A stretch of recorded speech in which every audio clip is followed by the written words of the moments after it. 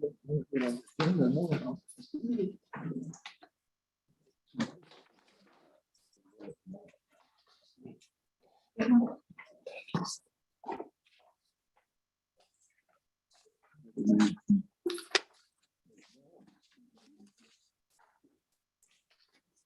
you.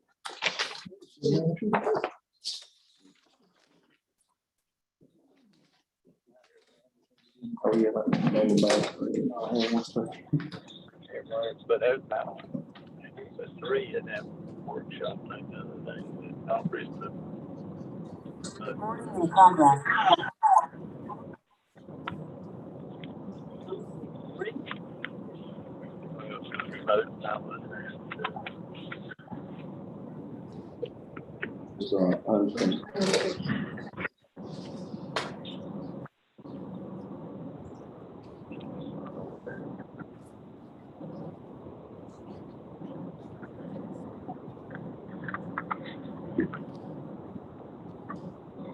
Mr. Singletary, are you able to hear me?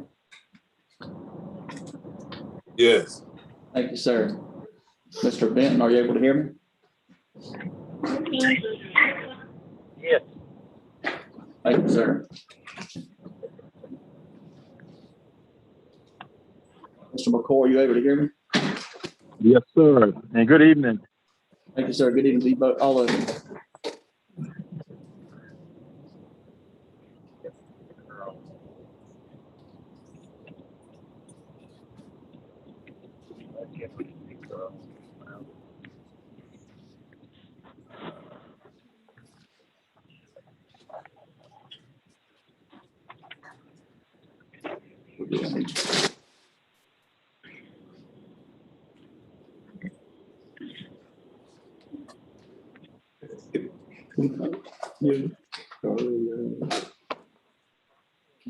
I'd like to call the October the 11th, 2021 meeting, regular board meeting to order. At this time, I would like for everyone to please stand as Mr. Rozier leads us in our invocation, followed by Mr. Benton.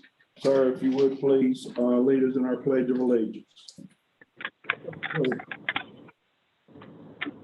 All wise God, a God that knows the mind of all 7,725,000 so people that's on the face of the earth. We call you to regulate our minds, to direct our thought process, because we believe by faith that if we do what is according to the plans that we've made, according to the regulations that have been laid down, if we believe that by faith, God, we know that you can see us through. Our objective is to do that which is pleasing to you, do that which will help educate our children, do that which is going to enhance the ability of our instructors and this community as an overall. God, we remember other folk, but we ask in this evening for a blessing upon Bladen County. In Jesus' name we pray, amen. Amen.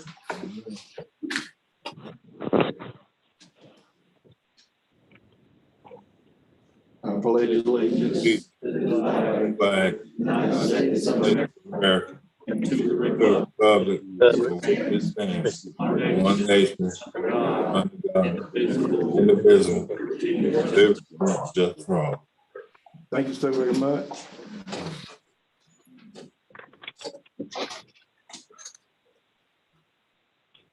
This time I'll ask for a roll call, please.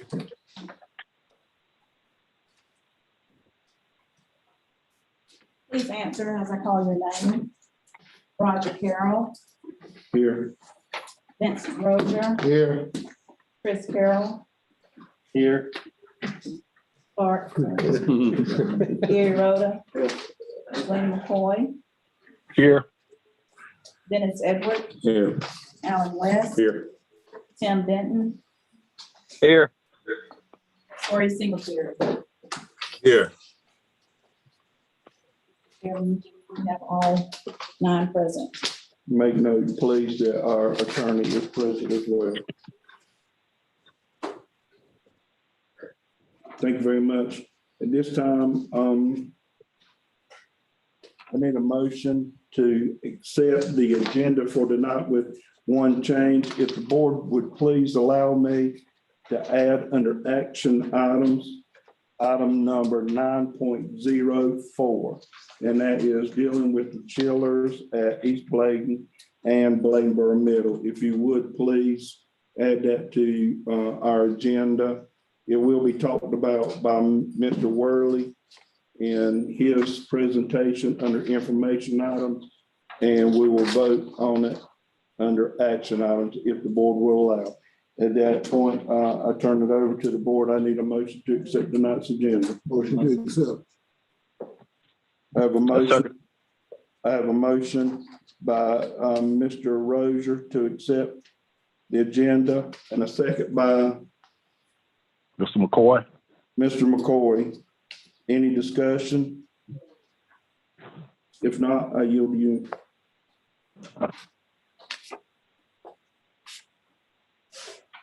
Please answer as I call the roll. Roger Carroll, Yes. Vincent Rozier, Yes, ma'am. Chris Clark, Gary Rhoda, Aye. Glenn McCoy, Aye. Dennis Edward, Aye. Alan West, Aye. Tim Benton,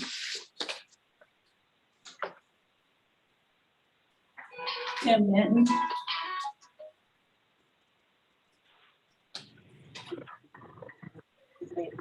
Aye. Corey Singletary. Aye. Mr. Chairman, you have 9 yes. Thank you very much. At this time, I would like to ask the board to allow me to add all the minutes together to September the 13th, regular meeting, September the 16th, the special call meeting, and the October the 4th meeting, which was our board retreat. I'd like to combine all of these, if you would, please. I need a motion to approve these minutes. I have a motion by Mr. Dennis Edwards to accept these minutes. Do I have a second? Second. I have a second by Mr. Alan West to approve the minutes. Any discussion? If not, I yield to you. Please answer yes or no as I call your name. Roger Carroll, Yes. Vincent Rozier, Yes. Chris Clark, Yes. Gary Rhoda, All right. Glenn McCoy, Yes. Dennis Edward, Yes. Alan West, Yes. Tim Benton, Yes. Corey Singletary. Aye. Thank you so very much, gentlemen. We have accepted these minutes. This time, Dr. Atkinson. All right, you have 3, Mr. Carroll have signed up for citizen participation, Ms. Ruffin Cox, Mr. Goins, and Ms. Edwards. Ms. Cox.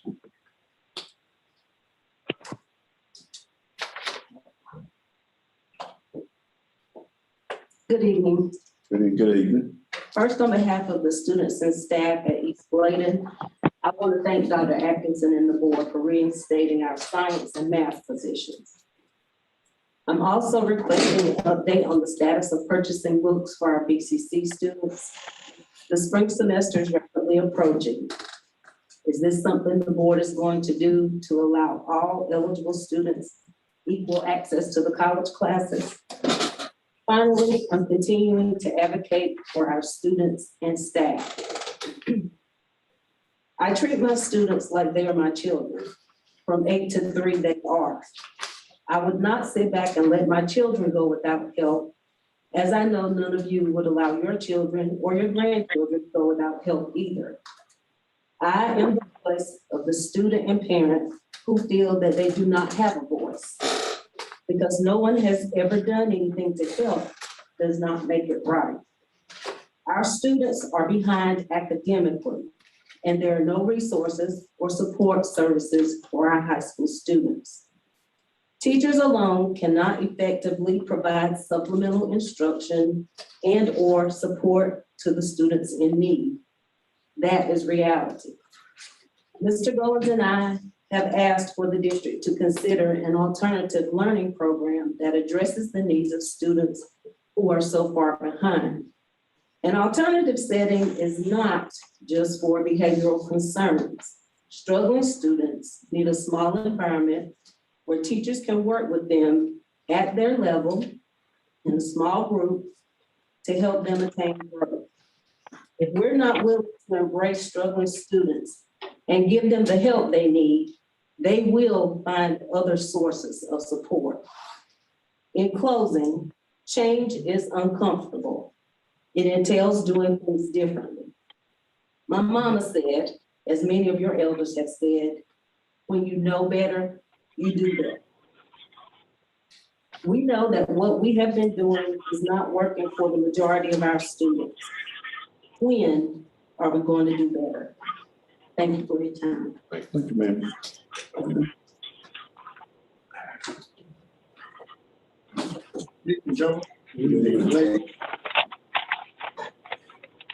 Pre-COVID and during the last superintendent's administration, my colleague and I began advocating for resources for Bladen County students. During our first meeting with you, we presented hard copies of the duties and responsibilities of North Carolina professional school counselors.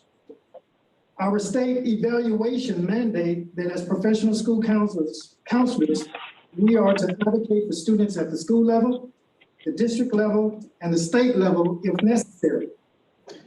Data clearly indicated and still indicates that there are systemic academic, social, and emotional attendance and racial disparity issues district-wide. Somehow, this was made to sound like an East Bladen only concern. My colleague and I have been getting feedback indicating these concerns are pervasive throughout the district. During one of your board meetings, it was said that we, Ms. Cox and I, must not be blowing smoke regarding our concerns. I want to give you one poignant recent example. An EC student with a current IEP who did not receive any services for 2 years, according to both parents. As a result, this student also failed 2 grade levels. Are we expected to sweep that under the rug and continue as business as usual? Gentlemen, I did share last month that failure to act may have legal ramifications, especially in our EC population. Since we have not seen any movement in any of your decisions in addressing the true needs of our students, my moral, professional, and ethical responsibility and obligation to our students and their future is to advocate at the state level. I will formally file a request to review Bladen County Schools' legal and moral obligations to students with disabilities and the systemic underachievement of all its students' population. Thank you, gentlemen. All right. Thank you, sir. Ms. Edwards. I truly believe they have covered exactly what I was going to say tonight. Thank you very much. Excuse me, what's your name Connie Edwards. now? Yes. Thank you very much. No need to repeat it. Thank you, ma'am. At this time, I'll ask Mr. Worley. Good evening on our monthly maintenance update. I'll start off first with a new school. As of Friday, we submitted the plans to the Department of Insurance and to DPI for their approval. That process is going to take about a month and a half. We are, as far as the plans of the school are complete, we're starting to set up some committees to do interior colors, interior designs. Hopefully next month we'll be able to give you a graphical version. The school has been built in 3D animation, so you can actually see the school as it's going to look before we go forward. One key thing that we did do last week, we're actually going to produce 1 meg electricity off the solar panels. To equate 1 meg would actually run both high schools. So we're it's going well right now. We're actually a month ahead of schedule. So as we go into the new school now, the stage we're in is planning on writing the specs for the bidding and getting the bidding ready. So hopefully we can stay on track and stay ahead of that project. Is there any questions you want to ask me about portion right now. Then my next update is Elizabethtown Middle School. We are struggling at Elizabethtown Middle School to get product right now. It's kind of falls in line with number three months supply issue. Air conditioning units right now are running about 26 weeks for us to get. And we're trying to stay ahead of these right now, but it's very hard to find the bigger units, such as the 10-ton and above. Not only have they gone up 38%, they're very hard to get right now. And all the control parts are very hard to get. So we are working at using our mobile units quite a bit right now to trying to keep everything online, and we're getting ready to go into heating season. But Elizabethtown Middle School is, we've got quite a bit of plans for it, but we're struggling right now to just get things in place so we can move forward with it. And then my other issue was supply, and I'm just updating on that. It is taking us, it is very hard to find parts right now for different things. And then my last two things is the chiller at East Bladen. We did do the bid on the chiller replacement at East Bladen. We've replaced the other chiller about 3 years ago, and we're going to upgrade this to a 250-ton chiller on our train load bid on that. We're also going to be replacing the chiller at Bladenbrook Middle School. That's 140 tons, and we're having our pre-bid meeting this Thursday to replace Elizabethtown Middle School's chiller. So this is all being funded through ESSER, and when we're done, we're going to have all new chillers in all the schools. So we put that in the rearview mirror. So we're replacing a lot of boiler burners and that type of thing, but the chillers are at Youngstown. The expense of the chillers and how expensive they are. I have any questions? The parts and everything must be out there on them boats. And it is somewhere out there, but it's a struggle right now. It's just even getting compressors right now is a struggle. But we're just gonna keep fighting through it. So where you gonna put that 10-ton air conditioner? You tell me. The 10-ton, it's 15 one. Purchase that 10. I may have my mistake. It goes on the rooftop. Where? There's 12 of them on top. There's 3 that hadn't been replaced. So we revised our ESSER request when we found out how far out they were. We actually are going to go and 3 of them because they're the same age. And they're air conditioned only, which is going to give us some time. We have heating coil that will heat up that we normally do off the board. So we did get through the cooling system on season, so hopefully we have that ready to go by next year.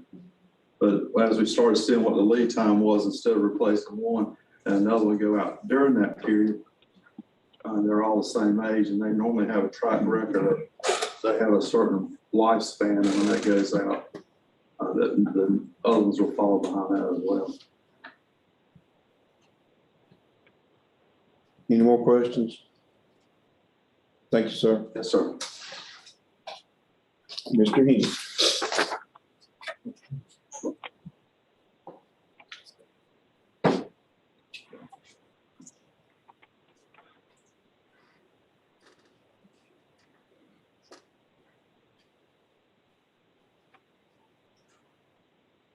Good evening, members of the board. See you again tonight. What I'm doing tonight is a little bit different than what I normally do.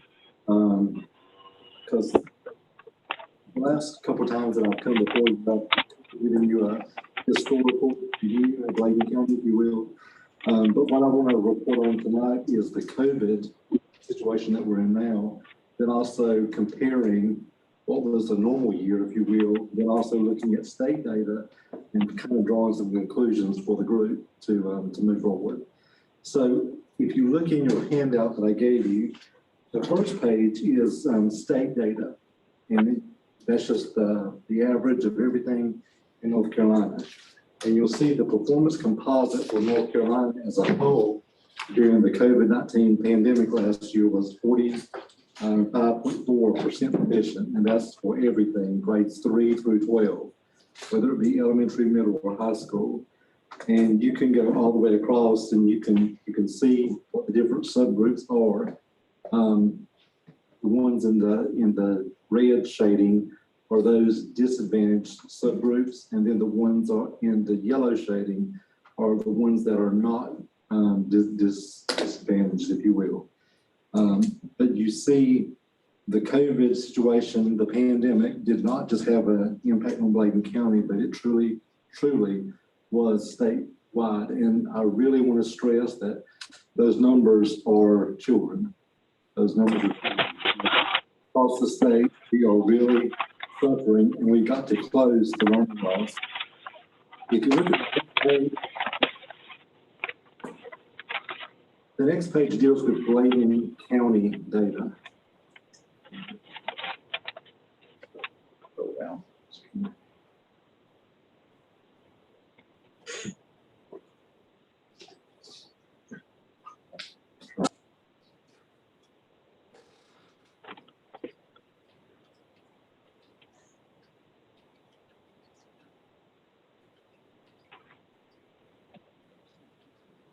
There we go. So in this particular sheet, what I did is I put the state numbers at the very top of the page, just for a point of reference, and then I put Bladen County's numbers just below that. So the key areas there I want you to look at are the areas in green. That's where I kind of put everything together. That was a composite score, letting you know when you put those groups together, what is the state of the county, if you will. So we said earlier, North Carolina as an average, or the mean score across 115 school districts was 45% thereat. Bladen County last year was at 27.3%. And that is the number of children in the elementary, middle, and high schools that made either a level 3 or 5 on the state assessments. So that's kind of the condition. But it broadens even farther when you look at the subgroups in red. Those are the disadvantaged. And if you look at those groups, you can see a greater disparity between those groups versus the ones in yellow. But I do want to point out that even the AIG subgroup in yellow, which should be and always has been a very high achieving subgroup, they dropped 20 percentage points last year due to remote learning. And I can say about Bladen County data, that is an accurate representation of our population. Other school districts in the state cannot say that. The reason I can say it is because it was over 95% of our students tested in Bladen County. But in some LEAs, there were 70, 60%. So those numbers truly are not indicative of what was going on in those counties because, you know, a fourth possibly of their population was not tested last year. So this is where we are. Now, this number that I shared with you is not indicative of a teacher performance. It's not indicative of a school performance. It's not indicative of student performance. This school year, the 2021 school year, should always have an asterisk on it as long as time exists, because this was a situation where kids unfortunately suffered due to a lack of in-face instruction. And I'm so glad that the board has adopted a policy of keeping the kids in the building, and that's what we truly need. So that is the county data. If you look at the next page,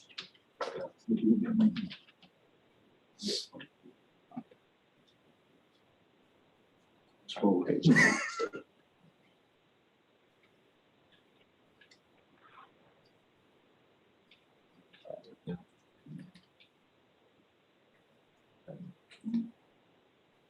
go down a little bit more.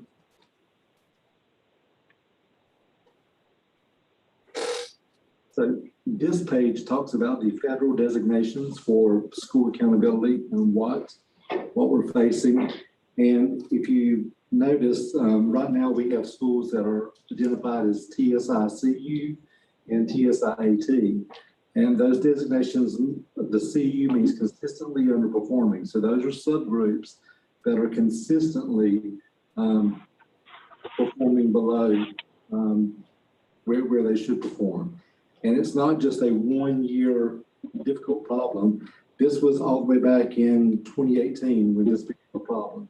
So the Hispanic population, the Black subgroup, the students with disabilities, and the ELs, those kids that are learning English language. You'll see those same subgroups in both designations, the TSI AT, that said they needed additional targeted support and intervention. And also they moved up into the consistently underperforming subgroups. So those are the areas that we definitely need to put attention and focus on moving forward for the new year. What did you say, Mr. Hanson? No. What did you just say? Those subgroups are the ones that are in Bladen County. A lot of those mirror across the state, but I can't do anything about the state, but I certainly want to do something about Bladen County. So it's the Hispanic subgroup, the Black subgroup, students with disabilities, and EL students. In fact, in our county, we had less than 5% of EL students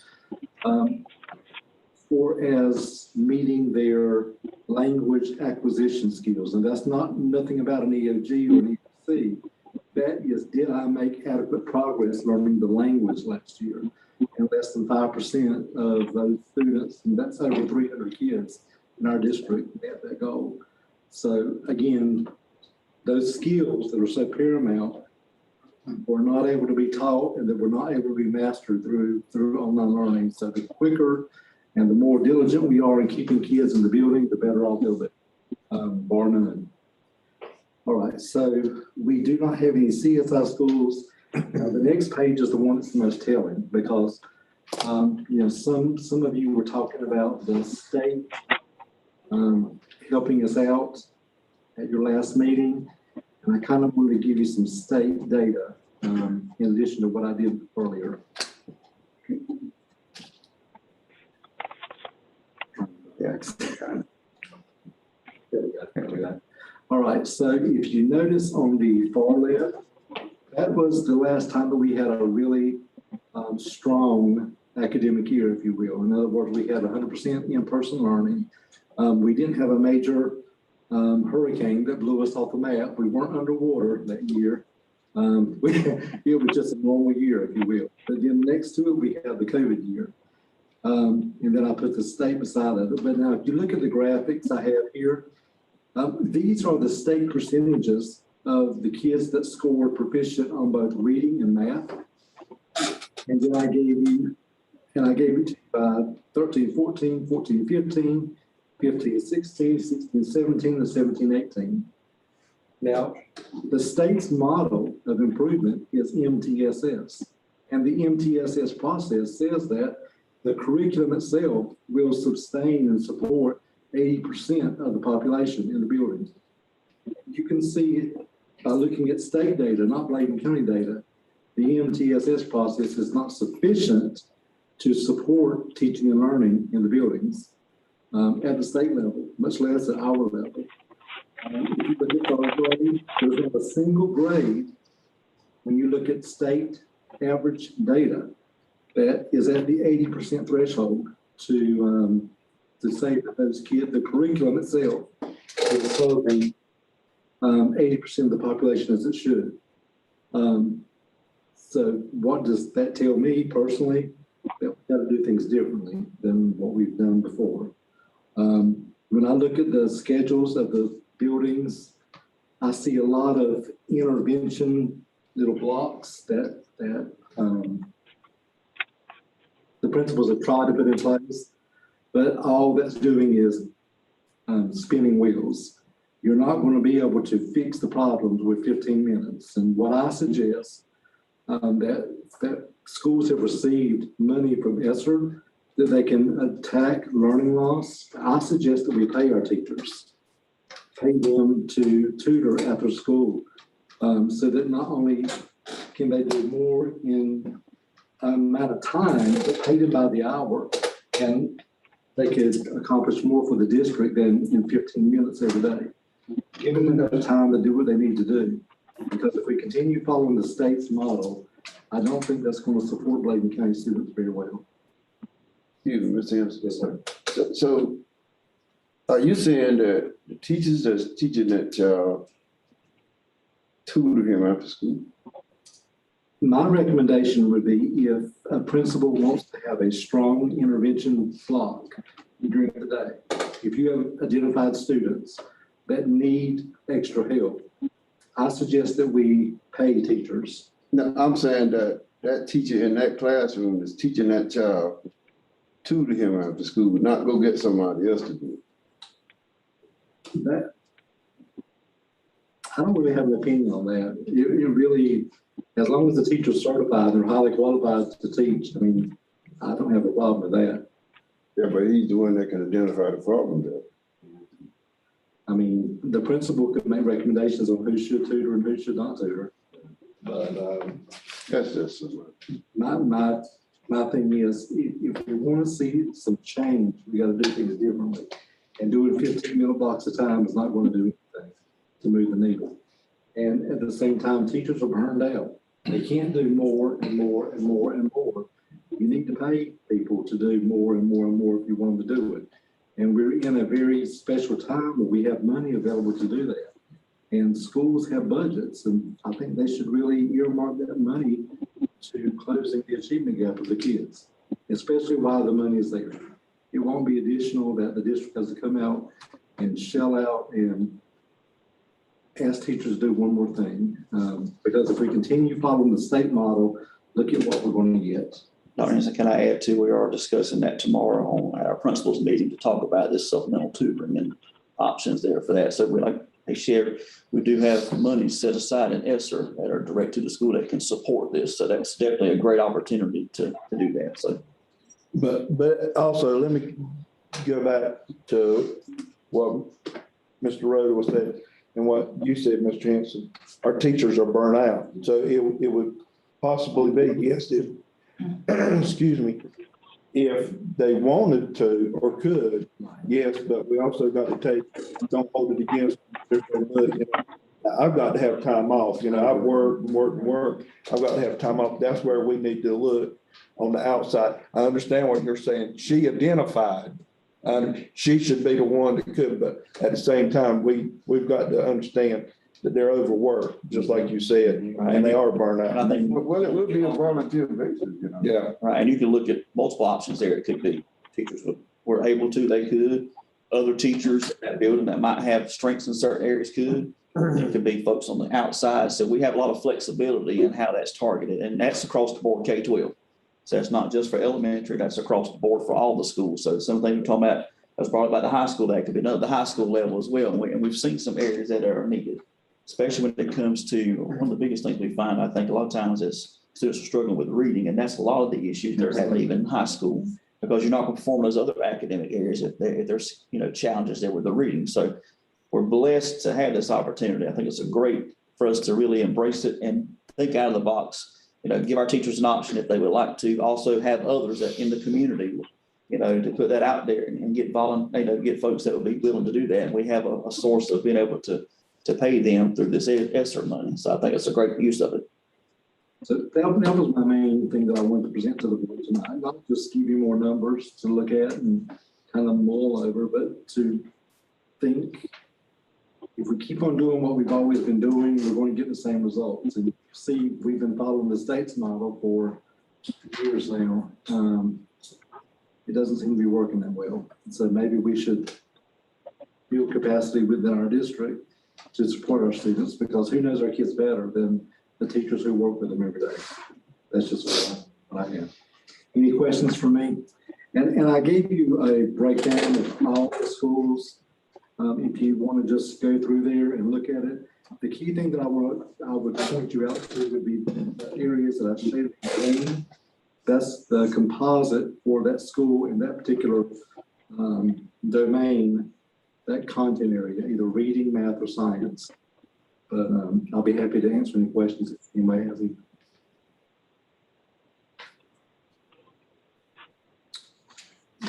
Thank you very much. Thank you, Mr. Thank you.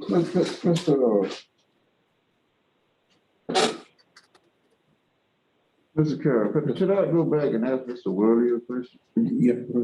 Mr. Worley, how long do those air conditioners last up on that school? Should they last, The ones that are currently up there are about 27 years old. 27 years old? Yes, sir. We replaced 3 last year, I think 3 the year before. Where the 10-ton, 15-ton, the bigger commercial, we get about a 20, 25 year lifespan. That's about the lifespan one on my house. So if we replace all these, that means that we probably, so what kind of warranty do we get on these things?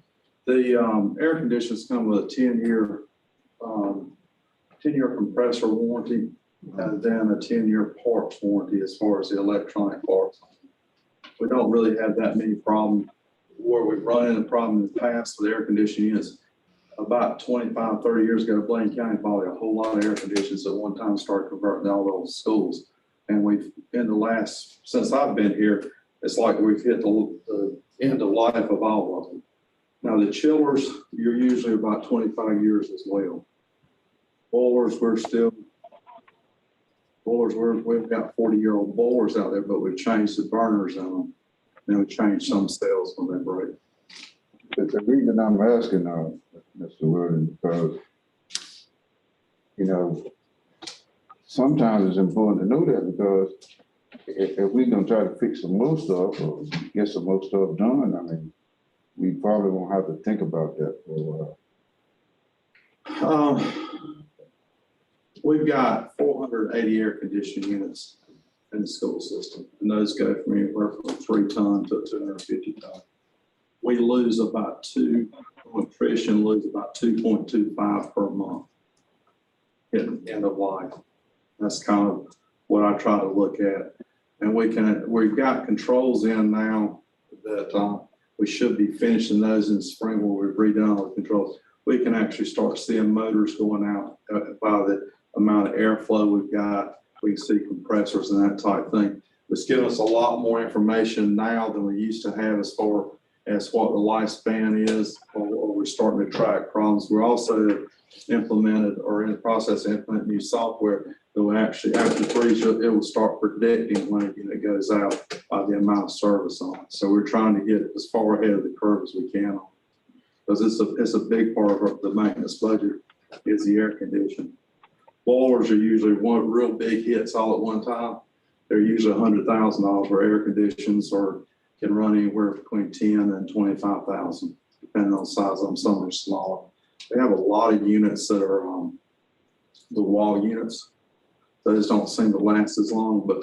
And again, think about the Tar Heel School. We're getting rid of 2 old schools with a lot of old air conditioning systems, and those are going to be 20-year warranties on those. So that's going to help substantially. Thank you very much. Yes, sir. Thank you. Oh, one other thing, Mr. Wood.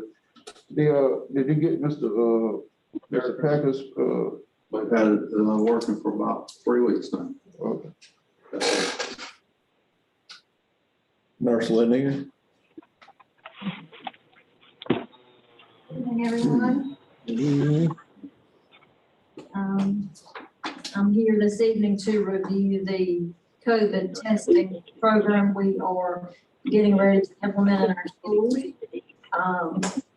COVID testing is one of the 7 mitigation strategies against COVID.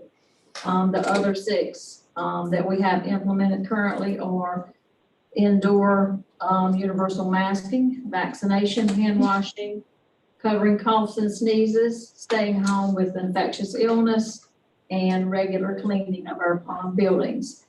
85% of schools, public school units in North Carolina are already participating in the Strong Schools K-12 COVID-19 testing program.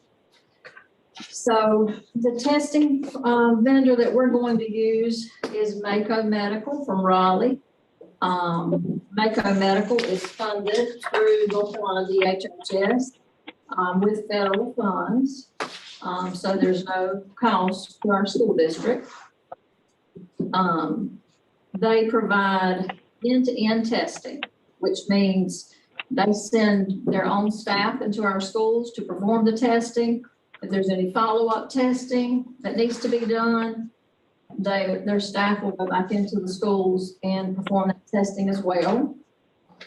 What we're currently setting up now, and there are a few technology glitches on the Mako end, but sending out letters to all parents and school staff members, a letter and electronic registration link to opt in for testing. It is not required. No one is pressured to opt in. It is optional. And with the electronic registration, all of the consents will go directly into the Mako organization. The school does not have to handle any of the consent information. In meeting with the representative several times, Ms. Brown and I discussed with him, his name is Mr. Forrest. Mako will be coming into our schools one time a week.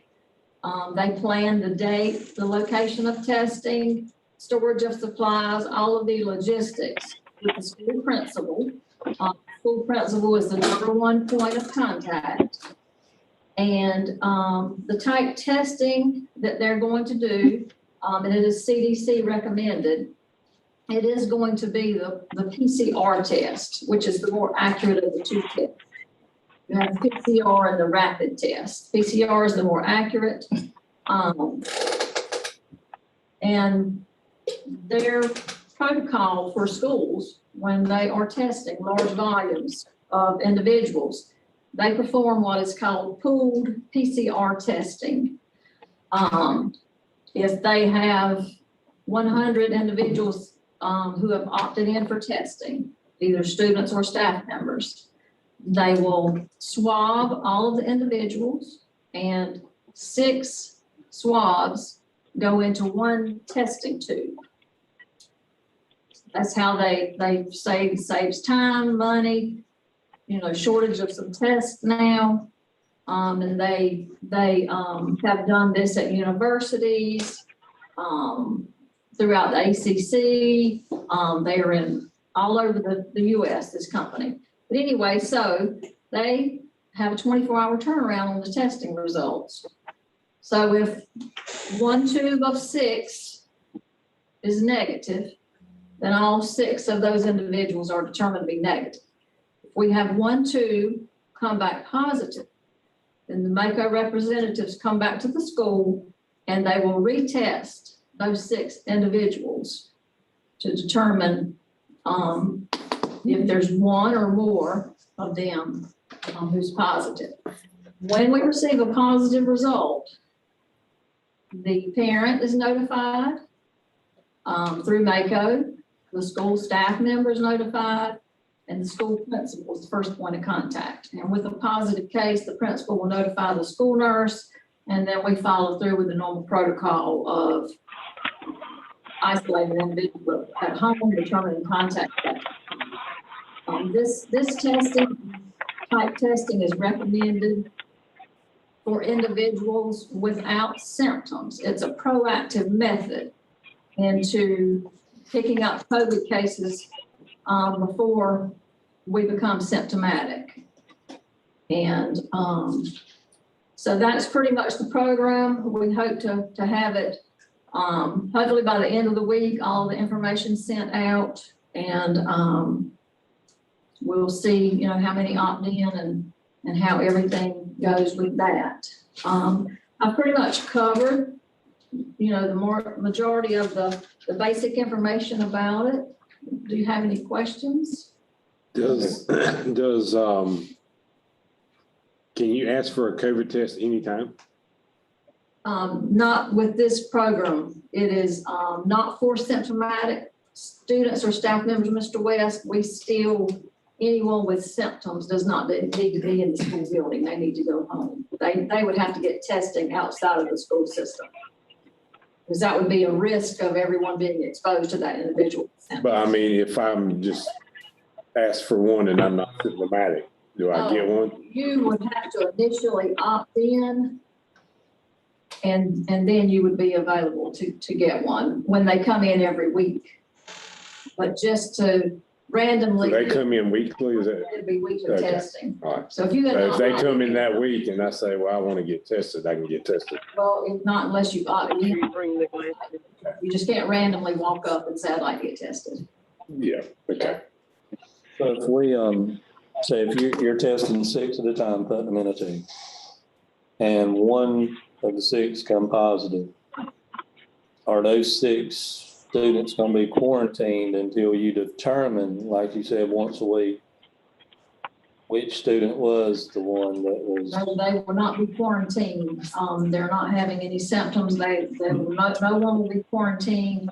It's a 24-hour turnaround time. Mako will be back in the building, re-swab those. So they'll be back within 24 hours on a positive case? Yes, sir. And re-swab the 6 with a rapid antigen, the follow-up test. I'm sorry, that was another protocol that they did. Their follow-up for us will be PCR again.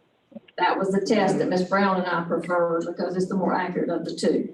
It will be another 24 hours once they do the re-swabbing to determine who or how many are positive in that 6. Well, that's what I'm saying. I'm just wondering, would it cause like a 6-student quarantine? And that's It what I could want, possibly, if all 6 are positive. because that's where we would probably get bashed at if we had 4 kids that were on quarantine. But while they're waiting and they're non-symptomatic, they're still in school. Staff. Okay, and the next is like a false positive. If somebody's had the COVID before, they tell me you got a 6-month span that could throw those out. And that's just one of the things that, I would worry about that with a group of students, because you got frequent testing with, someone's had it before. And that's a valid point, and I will mention that to Mr. Forrest, how they will determine who's within that window of still having antibodies against COVID, so that they do not test them again and pick up a false positive. So that's a good point, and I will If you could mention email that some information about that, would you please do that? on the entire program or And like the false positives and stuff Okay. like that. Okay, I will, once I find out from him, then I'll get that I information. do know that nursing, they're in the strong schools. When it comes to our regular routine, if they've had COVID in the last 90 days, they do not have to quarantine unless they are symptomatic. So I think maybe in that case, if we know it's been in the first 90 days, then for sure they wouldn't have to go home unless it ends up it becomes symptomatic. Right. So, but we will get clarification from them, because it operates a little bit differently, but they're supposed to follow those same DHHS guidelines. I think your question, Mr. Edwards, was aware that there's been someone who tested positive within 3 months, and they're part of the opting in program and they test. That's a very valid question. I will find out. Seems like it would be a good question to ask on the questionnaire.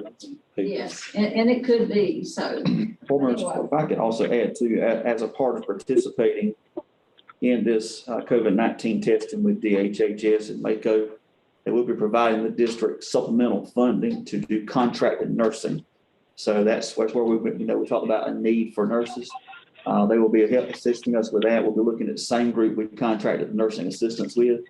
They said that presently have some staffing available that will give us additional nursing positions, not only help out with COVID, but with our nurses now and all they've been doing, also help with some of those screenings and different things that they have to do on a regular basis anyway. So that will provide us some additional nursing support.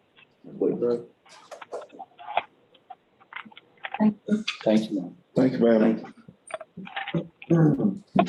This time I need a motion to accept the consent agenda. I have a motion by Mr. Dennis Edwards and a second by Mr. Rozier. Any discussion? I yield you. I got one discussion. Okay. Hope. The fire truck, did we do away with that program, or they got some more? They won't share with us that we're no longer in a need for that truck because I know Mr. Tatum had been working at both sites. They were using the one at East Blaine when they were bringing students over previously. Okay. So they just said that it would be, they checked it around and Ms. Mills had actually checked with other programs to see if there might be a school district and they would potentially donate that to us as it was donated to us. But at this point, we've not had anyone that's responded to that. So we thought we'd do it as a surplus declaration and see what options may come to the district. Okay, thank you. Please state your vote when I call your name. Roger Carroll, Vincent Rozier, Aye. Chris Clark, Gary Rhoda, Aye. Lynn McCoy, Aye. Dennis Edward, Alan West, Aye. Tim Benton, Aye. Corey Singletary. Aye. Thank you. 9 yes votes. Thank you. And we have accepted the consent agenda. This time we'll move to action items and turn it over to Dr. Atkins. Thank you, Chairman Carroll and board members. Action item 9.01 is policy 4231, 5021, and 7263 regarding face coverings. At present, Senate Bill 654 does require the board to take action on a monthly basis as it relates to this policy. At this time, the board is operating under option A, which does require face coverings, or better known as universal masking for staff and students. Again, it's the same two options that are on this policy. We have seen a reduction in our quarantines and actually our positive cases over the last couple of weeks, so we're thankful for that. But at this time, the board will need to make a determination for the upcoming month if you'll remain on option A or move to option B. Option B is recommended face coverings, but not required. Mr. Chair. Yes. Mr. Chair. I move that we remain with option A, even though we are improving. I think we need to stay with the course we are on for at least another 30 days. I have a motion by Mr. McCoy to remain with option A. Do I have a second? Second. I have a second by Mr. Vince Rozier. Any discussion? I got one question. What process do we have to determine whether a child is wearing their mask correctly? A lot of times it is by observation of the nearest adult. And a lot of times when we try to go back to the tracing, with us being under universal masking, the assumption is that we are wearing it most times correctly. Teachers and principals and others have tried to redirect students when they've seen them. But when there's been a concern of one not wearing and there's been a close contact, as a precaution, they are to try to quarantine that student. But in most cases, when masking is used majority of the time, and we've talked with Dr. Duncan about that as well.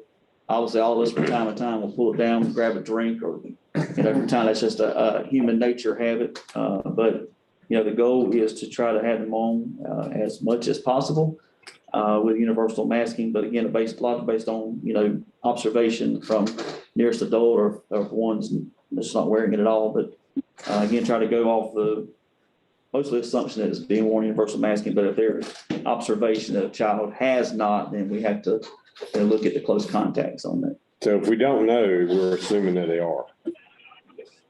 Okay. That's our assumption we're working through here. Okay. And that's what we kind of talked with Dr. Duncan about as well. Any more? I mean, with the new testing that's going to be put in place, that should pick up a lot of the positive cases and stuff like that also. Correct. And pretty much be a big preventative measure, I think, to. And that's helping catch those that may be asymptomatic, they're not showing. So that will also might help, like you said, too, to help curb some of those before they become symptomatic. When does the testing go into effect? Do we have to vote on it or? No, sir. It's just a parental consent option. So, and staff can consent to it as well. So it's just it's something that the state provides that, for us, it would just be a matter of if a parent would choose for a child to do so or a staff member to do so. What would be the soonest? So that's. Oh, soonest. Hopefully, they started some communications, get those out this week. Mr. Forrest and Ms. Nursing, correct me if I'm wrong, they could start possibly as early as next week or the following week. So within the next 2 weeks, they should be up and going. Next question. Did we ever do anything about athletics and how we're going to approach that? I know volleyball is inside right now, and I think they're all wearing masks. I think the ADs have, I guess, determined since, we're having to wear masks in schools during the day, where they need to do it when they participate in athletics. I mean, is that what we're using? Right, that is because part of that policy in DHHS says that would not cover any extracurricular activities. So in those indoor, they do recommend, that if you can do masks, do so. Some of the sports you would not be able to, basketball, football outside. That's just at this point now, and when there happens to be a positive case in that, and there's been close contact, they have to identify it a little bit differently because masks may not always be worn in that situation. Okay, one more question. With indoor sports, if we go to LEA that doesn't require it, do we have to wear a mask? And vice versa, when they come in our place and they're not requiring it, do they have to wear it? The NCHSAA rule says they have to follow the guidance of the home team. Okay. All right. So if someone comes to us and we have those, they have to wear them, or supposed to wear them. Any more questions? Mr. Chris? Please state your vote as your name is called. Roger Carroll. No. Vincent Rozier. Chris Clark. Gary Rhoda. Glenn McCoy. Dennis Edwards. No. Alan West. Tim Benton. Nay. Corey Singletary. Thank you, gentlemen. We'll remain under option A for another month. Move along, Jackson and Ms. Harrison. All right, Chairman Carroll, board members, under action item 9.02, COVID-19 supplemental pay for employees. And we know that a lot of folks have done a lot of extra duties and work related to COVID-19 in all of our positions, certified and non-certified. We have been talking with DPI federal programs as well as other districts. And we would like to recommend to the board tonight using ESSER 2 funding that we provide a stipend in the amount of $1,000 to all full-time employees. Any employees that are under 100% would be prorated just as we do with other funds that come from the state if someone's half-time or 75%. And the cost of doing this will be approximately $740,000. That does include the Social Security and retirement benefits. We would recommend this be paid in the December check for those employees. If the board does approve this tonight, we'll have to send it into DPI for final approval. But we have been in conversation with them. I don't anticipate any issues if the board would like to move on this, and that's the recommendation coming tonight from administration on behalf of our employees. Also, Sorry. approve this plan. I have a motion by Mr. Gary Rhoda to approve this plan. Do I have a second? Second by Mr. Rozier. Any discussion? This is in addition to their supplement. Yes, sir. That's why we're going to do it in December because most employees, our pay date's earlier in December. A lot of folks have to go to January 31, especially non-certified because of not having a supplement.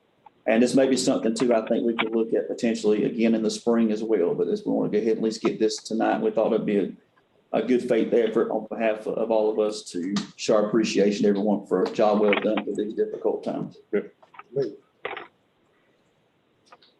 No more discussion. Please take your vote as your name is called. Roger Carroll. Rozier. Chris Clark.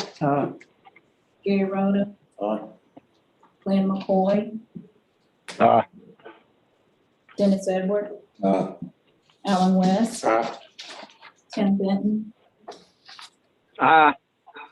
Corey Singletary. Thank you, gentlemen. This is passed and moved. This time, Michelle Whitesmith. Good evening, Board. I bring to you and ask for approval for our 21-22 school improvement plans for all 13 schools. Dr. Atkinson shared with you the 5 points of the school's presentations. Motion to approve. Second. Glenn? I have a motion to accept the plans by Mr. Allen West and a second by Mr. McCoy. Any discussion? If not, Ms. Chris. Please state your vote as your name is called. Roger Carroll, Ms. Rozier, Aye. Chris Clark, Gary Rhoda, Aye. Lynn McCoy, Aye. Dennis Edward, Aye. Alan West, Aye. Tim Benton, Aye. Corey Singletary. Aye. Thank you very much. Thank you. At this time, I need a motion to accept the bids that were placed before us tonight for the chillers of both East Bladen and Bladenboro Middle School. Can I have a motion? I have a motion by Mr. Dennis Edwards. Do I have a second? A second by Mr. Chris Clark. Any discussion? Please state your vote as your name is called. Roger Carroll, Ms. Rozier, Aye. Chris Clark, Gary Rhoda, Glenn McCoy, Aye. Dennis Edward, Alan West, Aye. Tim Benton, Aye. Corey Singletary. Aye. Thank you very much. It has passed. This time I need a motion to go into closed session for the purpose of discussing personnel as per the NCGS 143.318.11 to consult with an attorney if needed as per the NCGS 143.318.11 and to discuss student reassignment and student discipline as per the 1974 Family Rights and Privacy Act. Do I have a motion? I have a motion by Mr. Chris Clark and a second by Mr. Allen West. Any discussion? If not, I yield to you. State your vote as your name is called. Roger Carroll,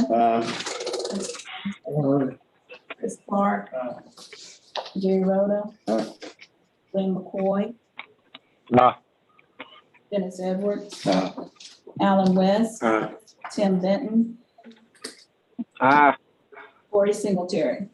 Aye. Please make sure you log off of the open session and log back in the closed session. Thank you very much.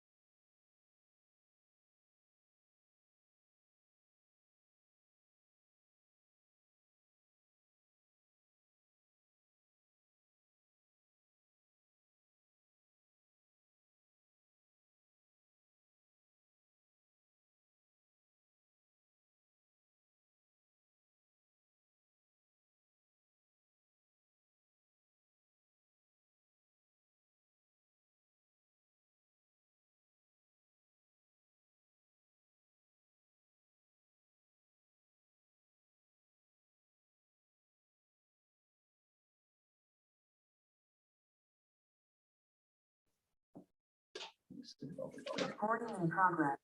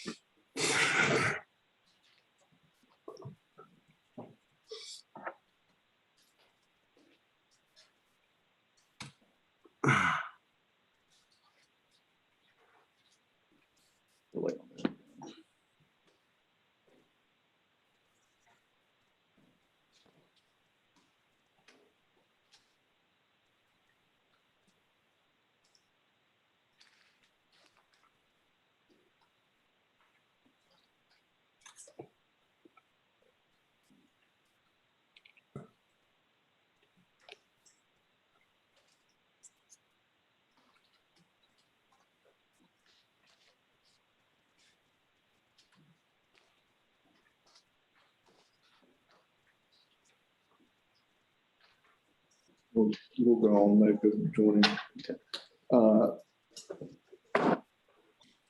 I need a motion to come out of closed session. Motion come out of closed session. I have a motion by Mr. Rozier and a second by Mr. West. Any discussion? I yield to you. At this time, please state your vote as I call your name. Roger Carroll. Vincent Rozier. Chris Clark. Gary Rhoda. Glenn McCoy. Dennis Edward. Alan West. Tim Benton. Corey Singletary.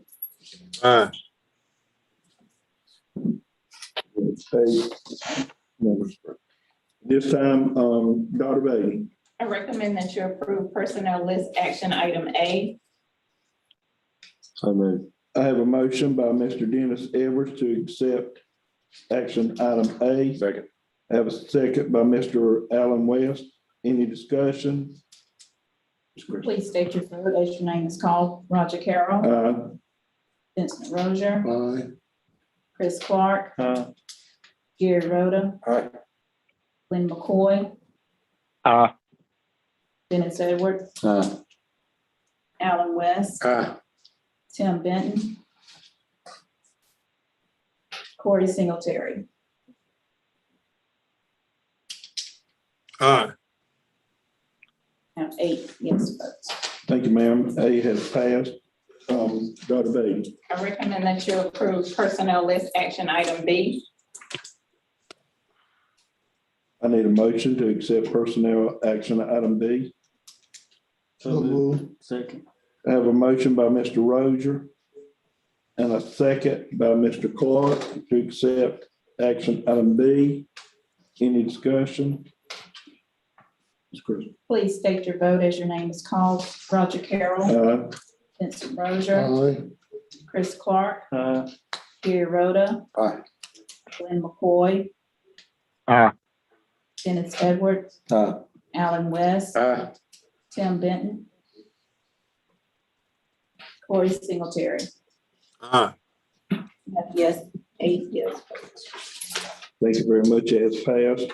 Dr. Beatty. I recommend that you approve personnel list action item C. I need a motion. So move. I have a Glenn. motion by Mr. McCoy. Do I have a second? Second. Second by Mr. Alan West. Any discussion? Please state your vote as your name is called. Roger Carroll. Vincent Rozier. Chris Clark. Gary Rhoda. Glenn McCoy. Dennis Edwards. Alan West. Tim Benton. Corey Singletary. 8 yes votes. And C has passed. Dr. Beatty. I recommend that you approve personnel list action item D. I need a motion to approve personnel action item D. Do I have a motion? So moved. Have a motion by Mr. Chris Clark, second by Mr. Alan West. Any discussion on D? If not, Please state your vote as your name is called. Roger Carroll. Vincent Rozier. Chris Clark. Gary Rhoda. Glenn McCoy. Dennis Edward. Alan West. Tim Benton. Corey Singletary. And D has passed as well. Thank you very much. At this time, we'll go to board members' concerns. Not really concerned, just information, and I don't know if you were gonna throw it out. How many kids have signed up for like the virtual learning program for the medical? I think we had 24 applications that have come in. The committee was reviewing those today.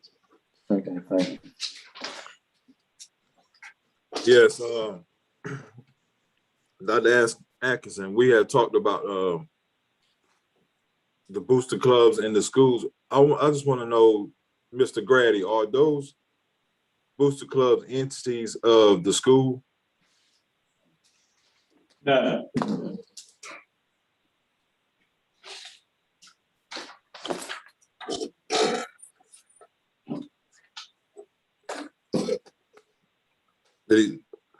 I didn't hear you. I said no. No, sir. No, sir, they're not. Even though that they carry our name, they're still not entities of Bladen County Schools. Now, if you look at your policy, it specifically states that. Any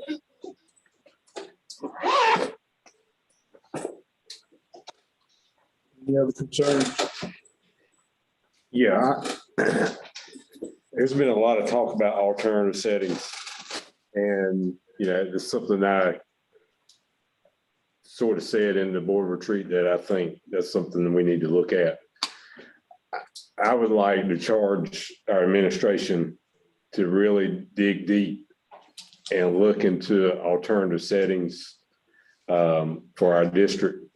You know, it's Dr. Henson said it. You know, there's something that needs to change. The way we're doing it is not working. The kids that are lagging behind, they need extra help. Tutoring is a good thing. But I think an alternative setting for the kids would be something that we need to do. I know we used to have it. It seemed to work good. I think financially back then it may have been an issue, but we don't know if it's an issue now. So we really need to dig deep and figure out what's the best way to do it, whether in school or alternate location, and just really dig deep and see what we really need to do. So I charge y'all to do that for our district.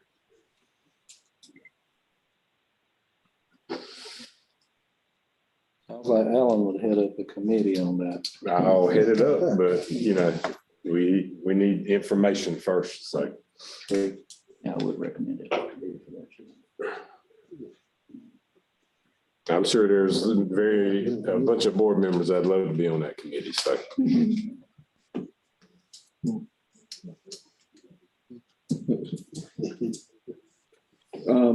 Any more board concerns? If not, the only chair report I have is, I understand what Mr. Allen is saying.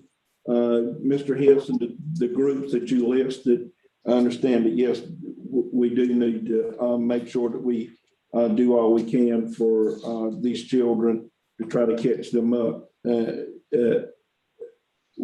without saying, but at the same time, please do not let the other children suffer because of that. They are working diligently as well. Also, continue to remember our children, our faculty and staff. There's a lot of pressure on them going to school and dealing with these masks and everything, and all that we have asked to put on our teachers and our staff. Please remember them, and they're doing an outstanding job. But again, let's just continue to remember them whenever we pray. Turn it over to you, Dr. Atkinson. Thank you, Chairman Carroll and board members. Just a few things. I do want to publicly thank the board for the participation in the strategic planning retreat. I thought that went very well. Ms. Jessica Swinsky and I will be meeting this week to discuss the timeline and to go ahead and deploy the community survey. If we can go ahead and get that data. And then we'll be working at that point to start identifying the work groups in each of the 5 dimensions. That's just a reminder, those 5 dimensions are instructional excellence and alignment, leadership capacity, professional capacity, planning and operational effectiveness, and families and community. We want to circle back to the textbooks for BCC. Dr. Lee and I have been discussing this and looking at what options may be available to assist students attending BCC with the cost of textbooks. They gave a round figure of approximately $550 to $600 per semester, which will be around $1,100 to $1,200 for the year. We do not have any state funding sources with a PRC code that will allow us to buy college textbooks. And one of the challenges for our high school students, typically when a student goes to college, you have the federal Pell program and things like that to provide assistance with books, and that's not an option at this time for our high school students. One thing the college is looking at, and Dr. Lee and I discussed this, they're looking at open ed resources to eliminate some textbooks in some areas, potentially. We've also looked at, there was some discussion about the state looking at underwriting additional costs to support this under the CCP program.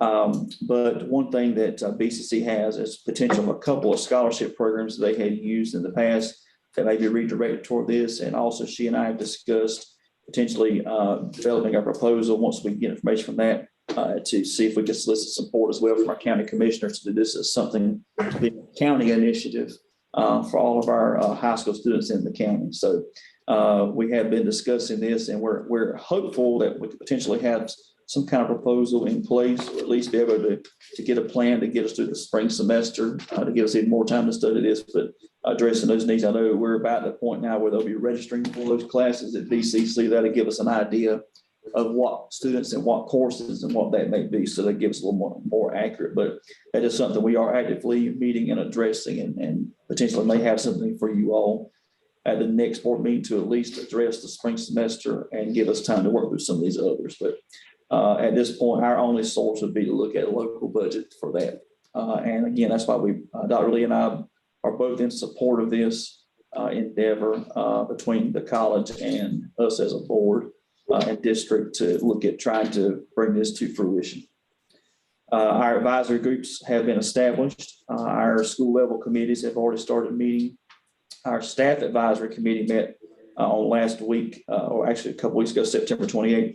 We're planning for our district parent advisory committee on October 26th. Schools have been meeting and they're selecting their parent representatives via that. The goal is for this parent group to meet at least quarterly.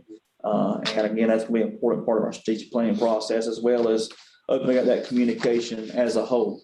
So we will share the board once we do send an invitation out for that meeting as well.